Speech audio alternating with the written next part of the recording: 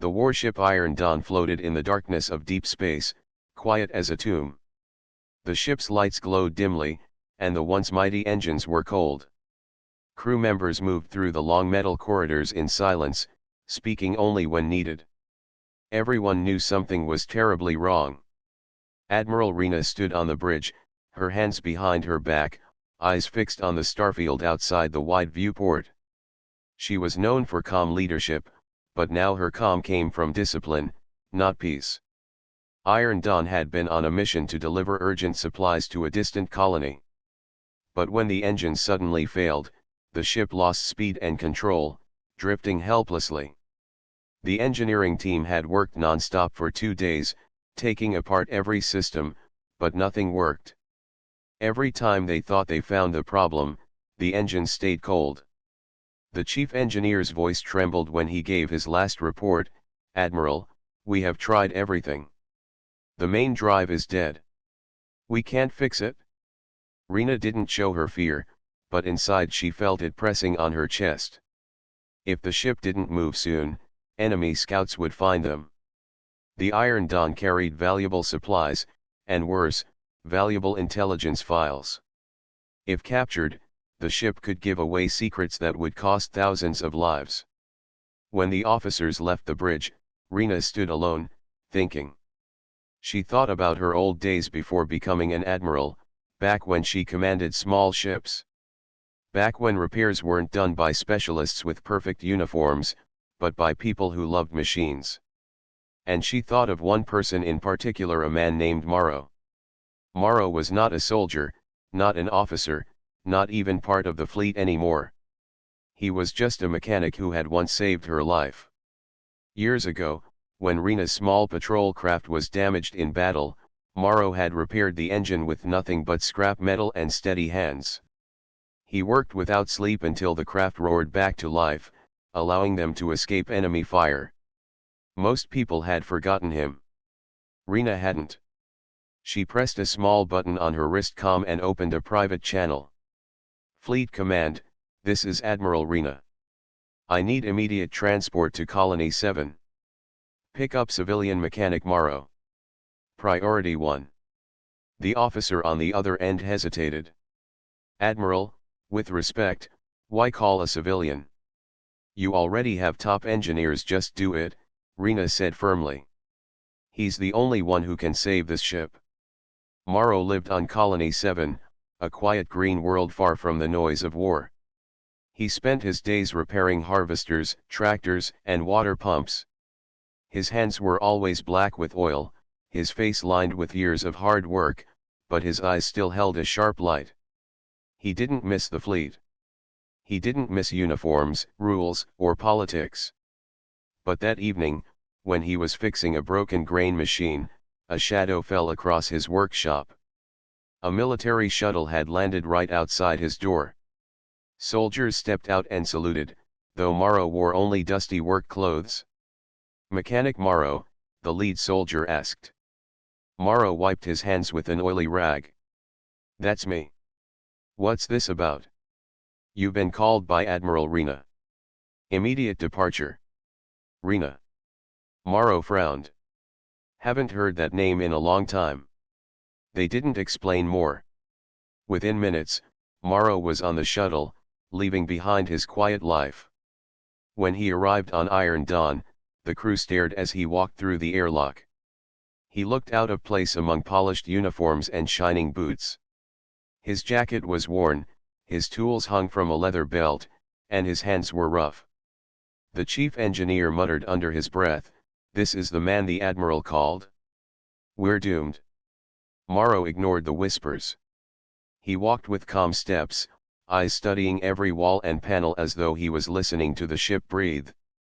Admiral Rena met him on the bridge. For a moment, her stern expression softened into a small smile. "You look the same, Morrow. And you look more important," he said with a laugh. "But why am I here? You've got better people than me." "No," Rena said firmly. "I have trained engineers. I don't have anyone who treats a ship like family. The Iron Dawn needs you." Morrow nodded. He didn't ask for more details. Show me the engines. The engine bay was massive, filled with humming panels and lifeless coils of metal. The chief engineer pointed to readouts and diagnostics, explaining everything they had tried. We replaced the fusion core. We rewired the conduits. Nothing. The drive won't respond. Morrow didn't look at the screens. He put his hand against the cold wall of the engine housing, closed his eyes for a moment, and listened. It wasn't magic, he just had a way of feeling how machines lived. This ship isn't just broken, Morrow murmured. She's hurting. The engineers rolled their eyes. One whispered, machines don't hurt. They break. Morrow opened a panel no one had touched, using an old manual tool instead of the sleek fleet instruments. He crouched low, tracing wires with his fingers. Then he looked up at Rena. This isn't normal damage, he said quietly. Someone did this on purpose. The drive was cut from inside.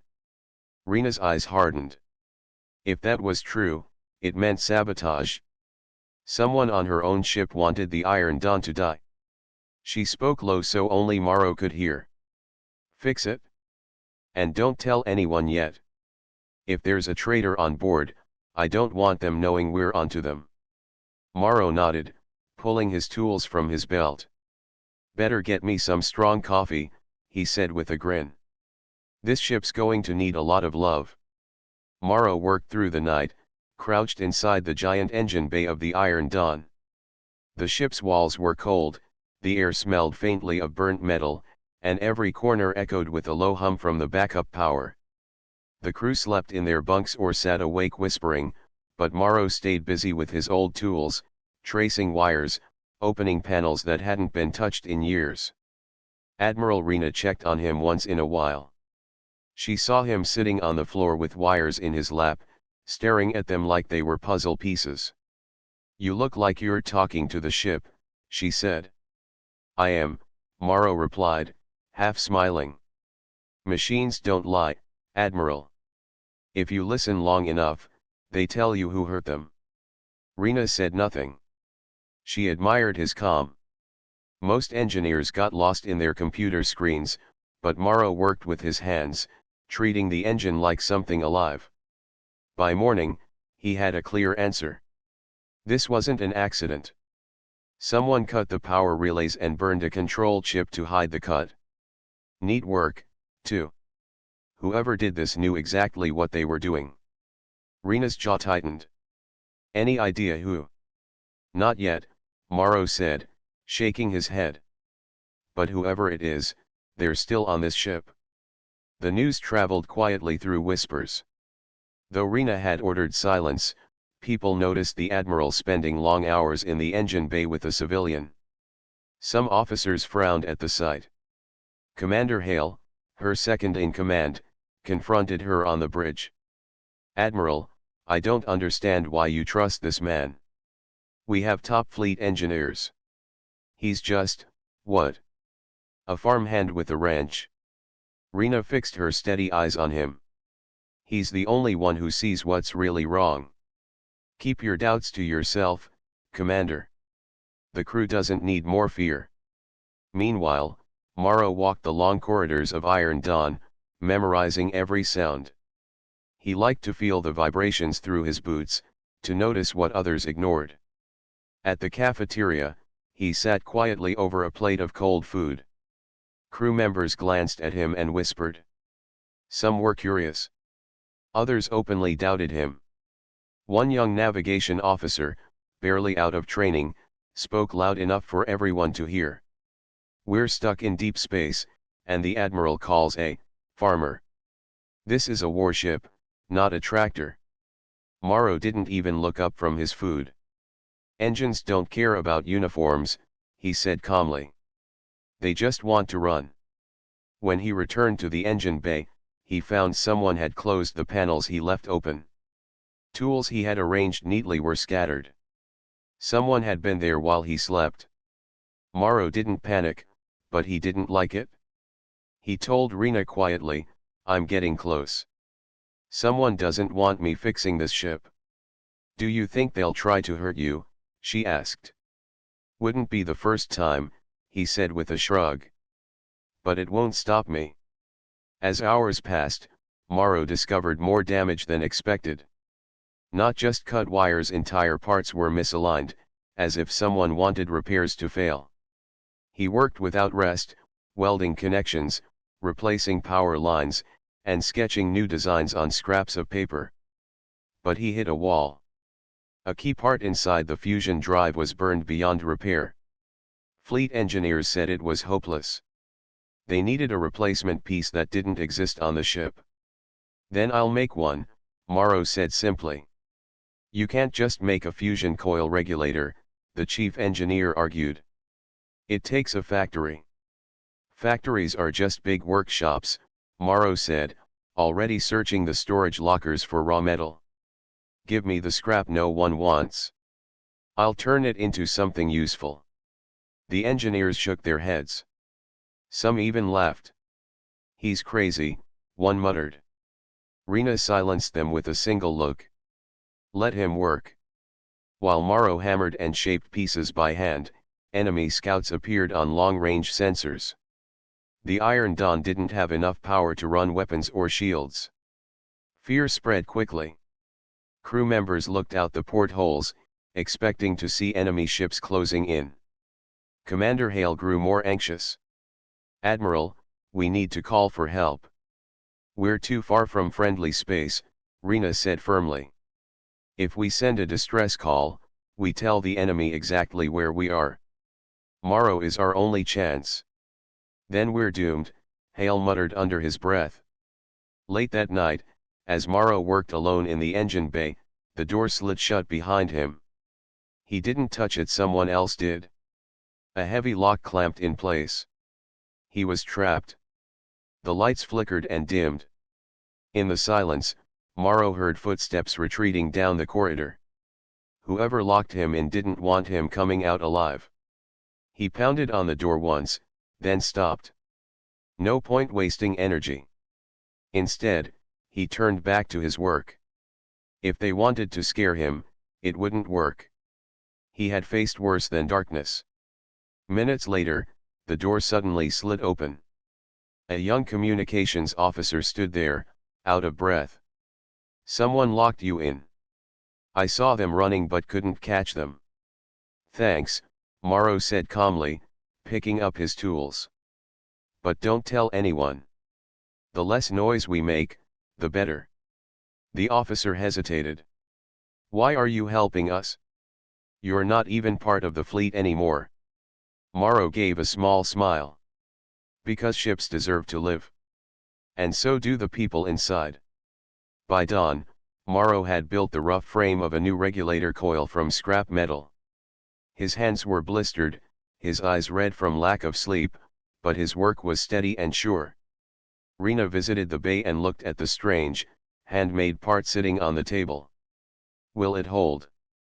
It'll hold long enough to run, Morrow said. And that's all we need. She looked at him with quiet respect. I'm putting this ship, and every soul on it, in your hands. Morrow nodded. Then let's bring her back to life. The engine bay of the Iron Dawn smelled of heat and smoke. Morrow crouched under a massive panel, sparks raining down as he welded the last piece of his handmade regulator coil. His arms were shaking from exhaustion, but his hands were steady. He didn't allow mistakes. Admiral Rena stood nearby, watching him work. The chief engineer and two officers hovered behind her, looking doubtful. Can this really replace the original part? One whispered. It's not perfect, Morrow said, without looking up. But it'll work long enough to get this ship moving again. He wiped his face with his sleeve, leaving a smear of oil on his cheek. The real question isn't whether I can fix it. The question is who tried to make sure it stayed broken. Rena's expression darkened. You're certain it was sabotage? Morrow slid out from under the panel and met her gaze. Positive. I've worked on engines all my life. When something breaks by accident, it looks messy. This damage was clean. Someone wanted this drive dead.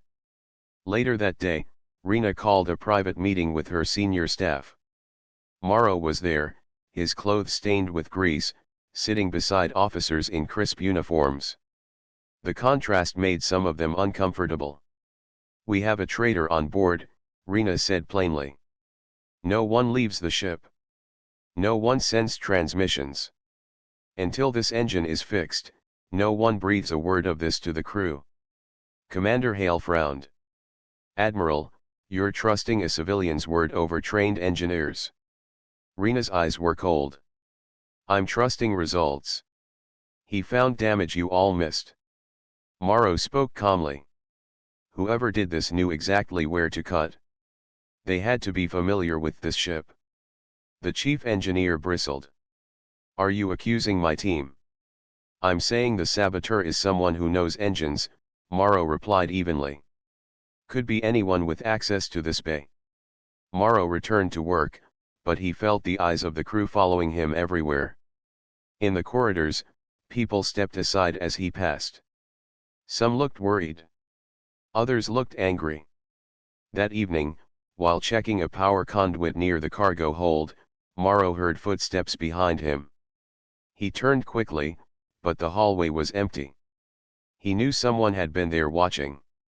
The next morning, when he reached the engine bay, he found one of his tools bent, as if someone had tried to destroy it. He said nothing to anyone. Instead, he kept working faster, knowing time was running out. Hours later, the new coil was ready to install. It was rough and uneven, nothing like the polished fleet parts, but Morrow had faith in it. With Rena's permission, he shut down auxiliary systems and began reconnecting the main drive. As he worked, a young communications officer named Taran appeared at the door. "Morrow, Admiral Rena wants an update." "Tell her I need a few more hours," Morrow said, not looking up. Taran hesitated, glancing nervously around the bay. "Someone doesn't like what you're doing. Be careful. I heard people talking in the mess hall, angry people." Morrow gave a small smile. "Ships don't break themselves. I expected someone to be angry." Taran stepped closer, voice low. "Last night, I saw a shadow leaving this bay. I think it was one of the engineering staff." "Keep that to yourself," Morrow said. "If they know we're watching, they'll hide better." By evening, the coil was in place. Morrow wiped his greasy hands and looked at Rena. "Ready for a test run?" The chief engineer stood by with folded arms, clearly skeptical. "If this thing fails, it could blow half the drive section." "Then stand somewhere safe," Morrow replied simply. Rena ordered everyone to brace. Morrow powered the regulator slowly, guiding energy through the rebuilt conduit. For the first time in days, the engine gave a low rumble. The floor vibrated under their feet. Crew members across the ship cheered when they felt the hum returning. But the joy didn't last. Warning lights flashed red. The drive surged dangerously, then dropped back to silence. The coil held, but something else deep inside the engine was blocking power. "It's like she's alive but choking," Morrow said, frowning at the readouts. The chief engineer shook his head. "I told you this wouldn't work." "No," Morrow said firmly, "the coil is fine.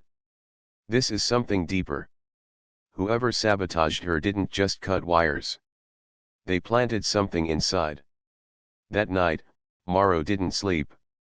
He crawled through service shafts, inspecting every hidden panel. In one narrow crawl space near the core, he found what he was looking for, a small device clamped to the power lines, glowing faintly. It wasn't fleet technology. Morrow studied it carefully. It was a disruptor, designed to overload the engine if anyone tried to restart it fully. If it had gone off, the ship wouldn't just stay dead, it would have exploded. He removed the device and slipped it into his jacket. Only Rena needed to know about this for now. If the traitor realized it had been found, they might strike again. On the bridge the next morning, Morrow handed the device to Rena. Her eyes widened. If this had triggered, we'd all be dust, Morrow finished. The coil didn't fail. The drive is fine. But someone tried to make sure we never left this spot. Rena gripped the device tightly. We have a saboteur and a murderer on this ship. Morrow's voice was calm, but his eyes were sharp. And they know I'm close to finding them. The Iron Dawn floated in silent darkness, but the silence was ending. On the long-range sensors, faint signals appeared, enemy scouts sweeping the sector. They were still far, but they were coming closer with every hour. If the ship didn't move soon, it would be found. Admiral Rena stood on the bridge, her hands tied behind her back. Commander Hale watched the sensors nervously. Admiral, we can't stay hidden for long. Those ships will locate us. We will move before they arrive, Rena said firmly. She believed it not because of the engineers, but because of one man working below deck. In the engine bay, Morrow studied the repaired drive with a tired but determined gaze. The sabotage device was gone, but he knew there could be more traps. He turned to Rena, who had come down to see him. The engine will run, Morrow said. But not yet. I have to clear every line, every valve. If I miss one thing, the drive could overload. How long? Rena asked quietly. 8 hours, Morrow answered. Maybe less if I push. We may not have 8 hours. Rena's voice was steady, but her eyes told the truth. Time was almost gone. As Morrow worked, the chief engineer stood nearby, still unconvinced. Your methods are unprofessional. You're bypassing safety checks. I don't have time for perfect, Morrow replied calmly, tightening a bolt with his old wrench. Perfect ships die waiting for permission. The engineer muttered, if this fails, you'll kill us all. Morrow didn't look up. If we do nothing, we're dead anyway. Rena stepped between them. Enough. Let him work. Her voice was sharp, leaving no room for argument. Hours passed. Morrow worked alone inside narrow shafts, crawling where no officer bothered to go. His hands were raw and bleeding from sharp edges, but he didn't stop. Every connection he tightened, every damaged line he replaced, brought the ship closer to life. At one point, he found a section of wiring cut halfway through, another sign of sabotage. He repaired it quickly but said nothing. The traitor was still free, and Morrow refused to give them a warning. Late in the night, something strange happened. As Morrow returned to the engine bay, the door slid shut behind him and locked again. Not this trick again, he muttered. But this time, a voice spoke from the shadows. You should have stayed on your farm, Morrow. Morrow turned slowly, gripping his wrench. A figure in engineering uniform stood near the control panel. The face was hidden in the dim light. You're making a mistake, Morrow said calmly. This ship has good people. They don't deserve to die. They serve the wrong flag, the figure replied coldly. And so do you now. Before Morrow could speak again, the lights cut out completely.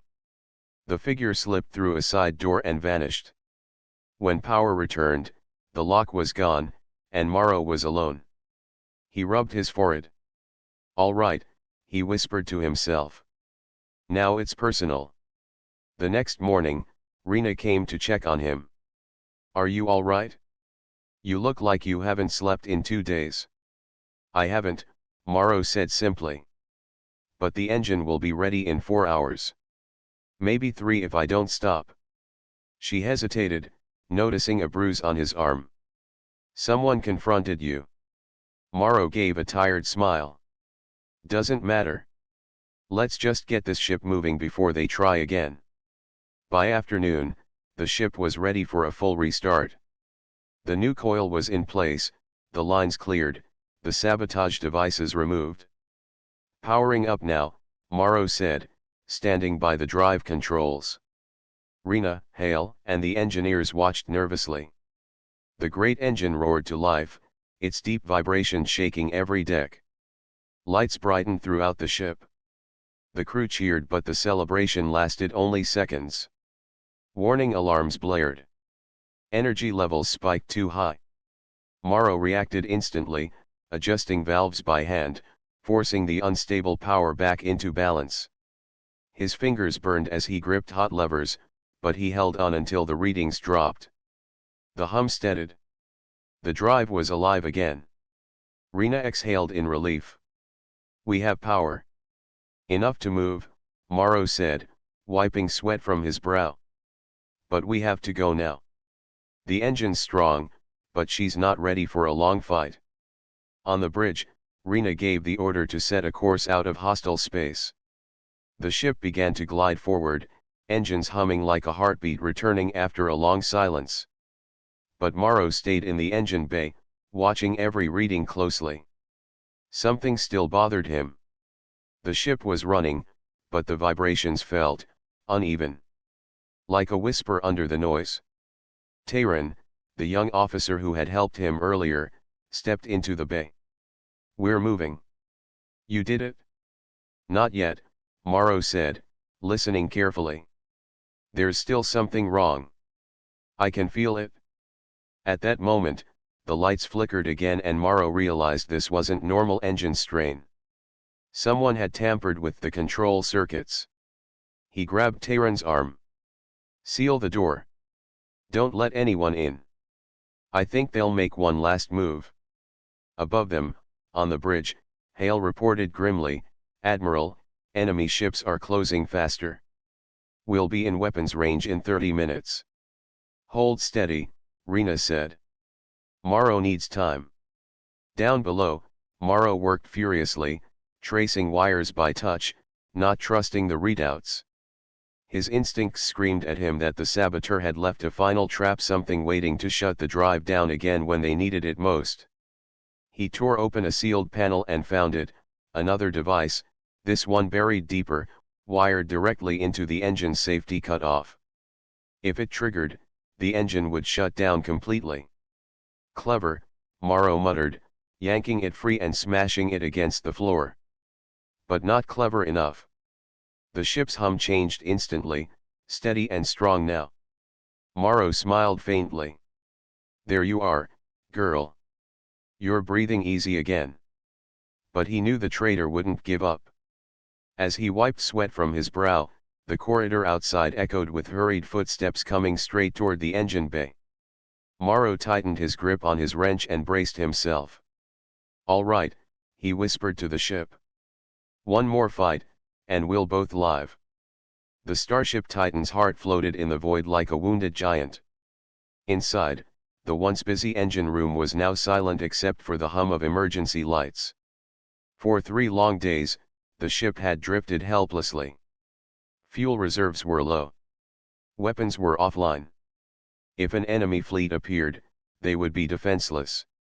Everyone's hope now rested on one man, Aaron, a civilian mechanic who looked nothing like the top engineers the fleet usually trusted. He wasn't wearing a polished uniform. His hands were covered in grease. But his eyes showed something no manual could teach: instinct. Admiral Roy stood near the main control panel, arms crossed. "How long will this take?" His voice was calm, but deep down he was worried. The fleet had already sent distress calls. Help might not come in time. Aaron didn't look up. "As long as it needs to," he replied, sliding deeper into the narrow shaft under the main reactor core. "If you want fast, get someone else. If you want working, let me finish." The Admiral almost smiled at the courage of this ordinary man. "You've got one chance. Don't waste it." The repair wasn't going well. Each time Aaron thought he'd found the cause of the failure, something new appeared. A cracked plasma conduit. A coolant valve fused shut. Power regulators burned from the inside. The engine had been pushed beyond its limits in the last battle, and now it was rebelling. Chief Engineer Dallin watched silently, arms folded. He had spent years studying warship engines, but none of his methods worked here. Seeing Aaron working with his bare hands, no advanced scanners, no fancy tools, made him feel strangely humbled. "You're not following procedure," Dallin muttered finally. Aaron twisted a wrench, tightening a bolt until sparks flew. "That's because procedure assumes the machine wants to behave," he said. "This one's angry. Engines can't be angry." "Then explain why it's fighting me," Aaron shot back. By the 6th hour, sweat dripped down Aaron's face. His arms ached. His back hurt. But slowly, piece by piece, the warship began to wake up. The low hum of energy returned as the power lines reconnected. "Status?" Admiral Roy sparked. "Partial power restored," Dallin said, eyes wide. "I don't understand how he's doing it." "It's not about understanding," Roy said softly. "It's about trust." But Aaron knew they weren't out of danger yet. A final component, the primary fusion injector, was completely broken. Without it, the engine couldn't produce full thrust. The injector was too fragile to fix by hand, too rare to replace out here in deep space. Aaron crawled out from the shaft, face blackened with dust. "Admiral," he said quietly, "I can rebuild it, but it's risky." "How risky?" "If I make a mistake, the reactor could overload. We'll have 10 seconds before it blows." The room went silent. Even Dallin looked nervous. Royce didn't hesitate. "Do it." For the next 2 hours, Aaron worked without speaking. His fingers moved carefully, shaping small pieces of metal, soldering thin wires, and adjusting the injector core by feel alone. This wasn't engineering, it was art. Dallin finally whispered to the Admiral, "This shouldn't work." "He's improvising.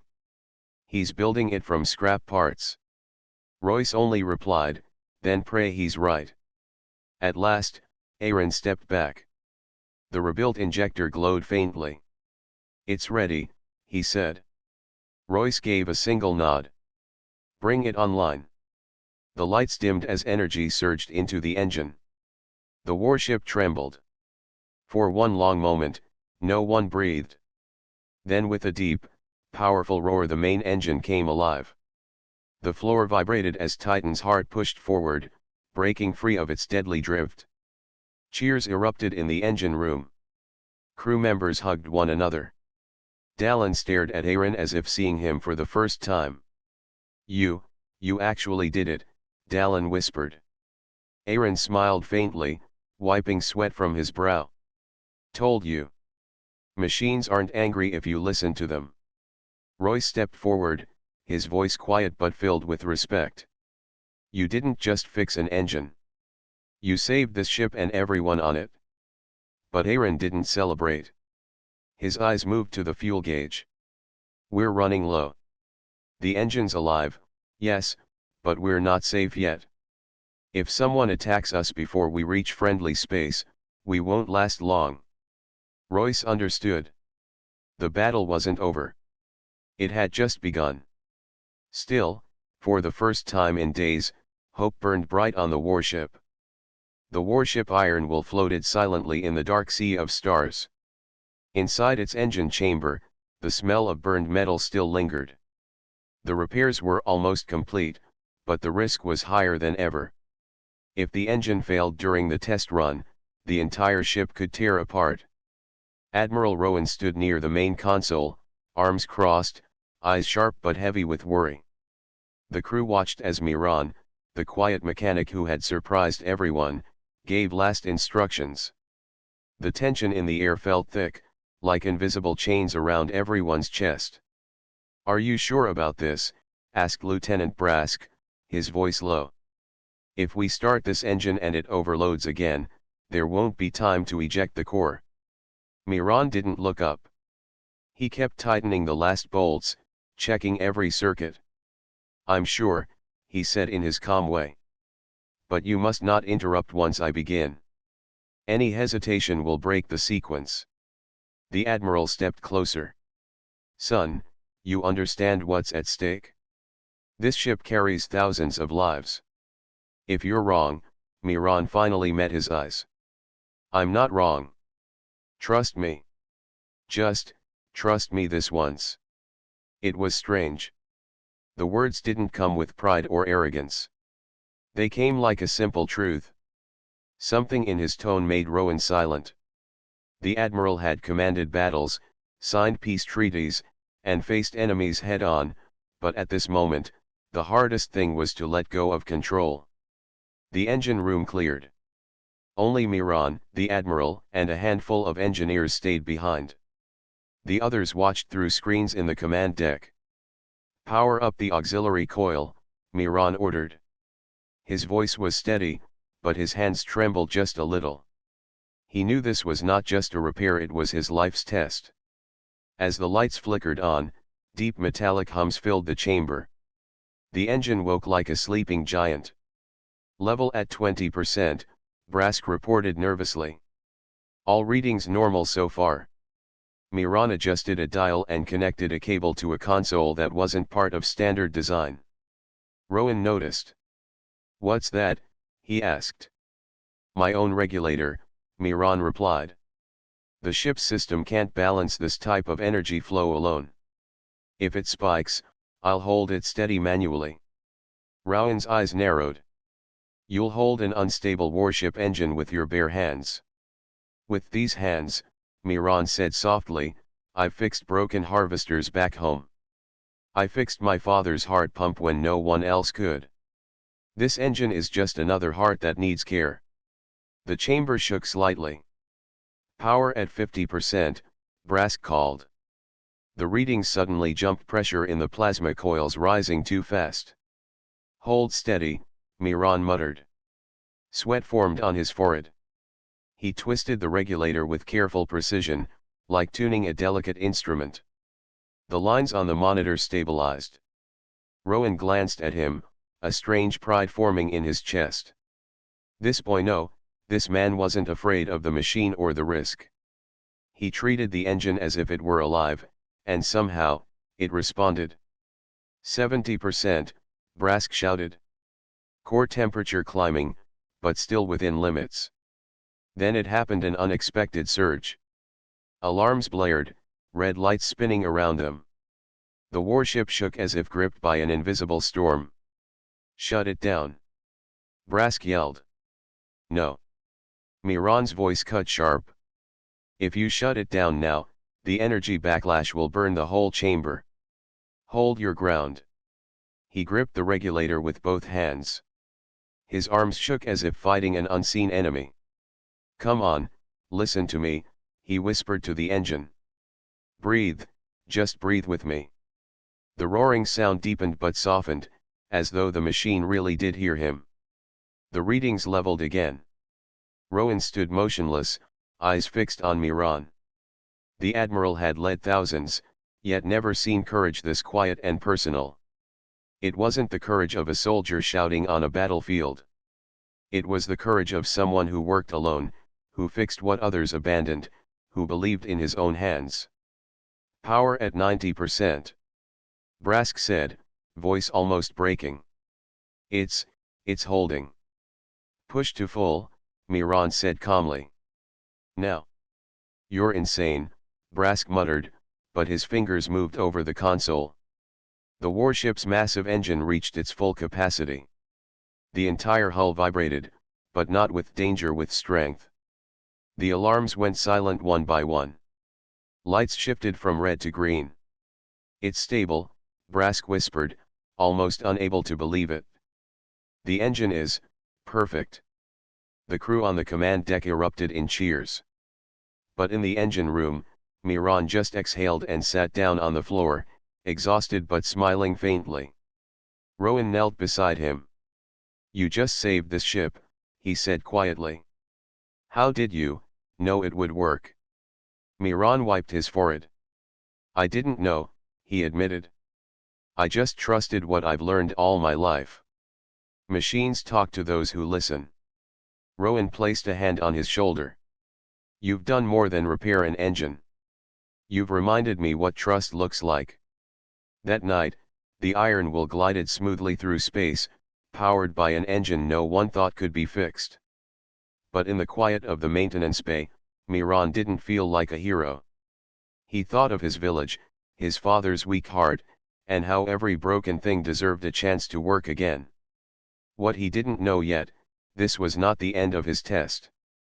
It was only the beginning. Because far out in the stars, someone or something was watching the Iron Will's impossible recovery. And they were not pleased. The sun rose softly over the city, casting a warm glow on the office building where Maria had spent 15 years quietly working.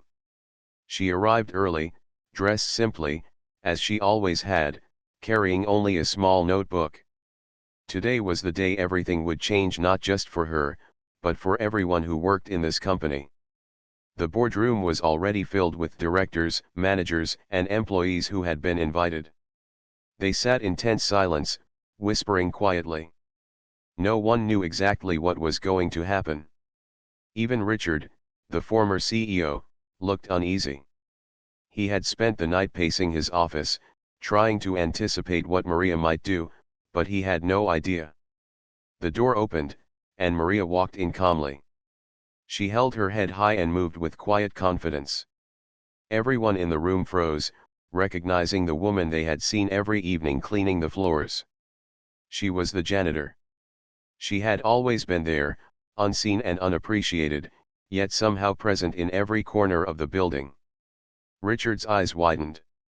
"What is this?" he demanded. "Why are you here?" Maria placed her notebook on the table and opened it carefully. Inside were legal documents proving her ownership. "I am here because I am the majority owner of this company," she said simply. "I have owned it for years, quietly, while continuing my work here. Today, I will take the responsibility that comes with it." The room went silent. Gasps and whispers filled the air. Directors and managers stared in shock. Some couldn't believe what they were seeing. The woman who had always been just a janitor was now standing as the person in charge. Richard laughed nervously. "This is impossible. You, a janitor? You can't run this company." Maria's voice was calm but firm. "I have been running this company in ways you never noticed. I learned everything I needed while walking these halls, listening, and observing. I know the people, the work, and the challenges. And I have waited patiently for the right moment to act responsibly." Richard's face grew red with anger and disbelief. "You've tricked everyone. You've been hiding behind a mop for years." "I haven't hidden," Maria replied. "I chose to observe and learn. I chose patience. I chose to wait until I could make a positive change." She looked around the room. "And now, it's time to do what is right for this company and for every employee who works here." She turned to Richard and spoke clearly, "You are no longer the CEO. Effective immediately, your position is terminated." Richard's hands trembled as he tried to speak. "You can't. You can't do this." "Yes, I can," Maria said calmly. "And I have. The legal documents have been submitted to the board. You are relieved of your duties. The company will continue without your arrogance and disrespect." Richard's face fell. He looked around at the directors, hoping someone would defend him, but their faces were blank. They had already seen too much of his poor leadership. He realized, finally, that the company was no longer his to control. Maria turned to the board. "From today, we will focus on fairness, integrity, and respect. Every employee, regardless of their role, will be valued. Decisions will be made with care and understanding. We will rebuild this company on trust and teamwork, not fear and pride." A silence followed, then slow applause. It started small, but soon the entire room clapped. Some employees had tears in their eyes, realizing the truth they had never seen before: their quiet janitor, someone who had been invisible to most, had been the person who cared deeply about them all along. Later, Maria walked the hallways where she had spent countless nights working. Employees approached her, still unsure if this was real. You own the company?" one young woman asked, wide-eyed. Yes, Maria said softly. But ownership is not about titles. It's about responsibility. I will be here to listen and support you. This company belongs to the people who work in it, and together, we will make it better. Weeks passed. The company changed quickly under Maria's leadership. Employees felt respected, productivity increased, and long-lost clients returned. Salaries were adjusted fairly, safety measures improved, and communication flowed openly between management and staff. Maria never sought praise or attention, she walked the halls, quietly observing, listening, and helping. Richard was no longer part of the company. He had left, humbled and silent. For the first time, he understood what it meant to be invisible, ignored, and powerless. One evening, Maria sat by the window in her modest apartment, looking at the city lights. Nina sat beside her, homework spread across the table. "Mom," Nina said softly, "you've changed everything. You've helped so many people." Maria smiled and put a hand on her daughter's shoulder. "We've worked hard, and patience has helped us.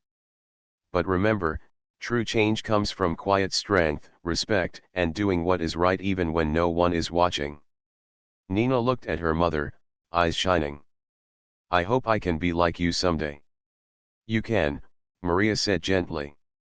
"Always choose kindness, patience, and fairness. That is more powerful than any title or position." The city lights reflected on Maria's calm face. She had done what few could imagine. She had transformed a company, taught its people the value of respect, and stayed true to herself. For 15 years, she had waited quietly. Now, she had created a future where work was not about fear, but about hope and integrity. And as she closed her notebook for the final time, Maria whispered to herself, "This is just the beginning." From that day forward, the company thrived under her leadership, and Maria became a symbol of quiet strength, patience, and the power of doing what is right.